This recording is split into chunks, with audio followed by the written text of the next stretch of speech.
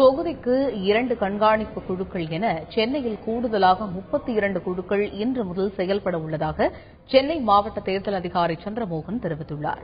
சென்னை மாநகராட்சி அலுவலகத்தில் பறக்கும் படையினருடனான கலந்தாய்வு கூட்டம் நடைபெற்றது. இந்த கூட்டத்தில் பங்கேற்ற பின் செய்தியாளர்களிடம் பேசிய சந்திரமோகன், சென்னையில் உள்ள 16 சட்டமன்ற தொகுதிகளை கண்காணிக்க ஏற்கனவே 48 கண்காணிப்பு குழுக்கள் செயல்பட்டு வருவதாக கூறினார். வேட்புமனு தாக்கல் இன்றுடன் நிறைவடையும் நிலையில் பிரச்சாரம் தீவிரமடையும் என்பதால் அவர்களை கண்காணிப்பதற்கு நிலையான கண்காணிப்பு குழு மற்றும் வீடியோ குழு என 2 குழுக்கள் தற்போது செயல்பட உள்ளதாக கூறினார்.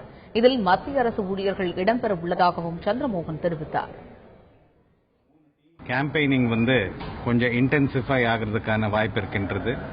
இந்த கூடுதல் வேலைகளை பார்க்கறதுக்காக இன்னைக்கிலிருந்து ஒவ்வொரு சட்டமன்ற தொகுதியிலுமே கூடுதலாக ஒரு ஸ்டாட்டிக் சர்வேலன்ஸ் டீமும் ஒரு வீடியோ சர்வேலன்ஸ் டீம் கூடுதலாக நம்ம டிப்ளாய் பண்ணிட்டு இருக்கின்றோம்.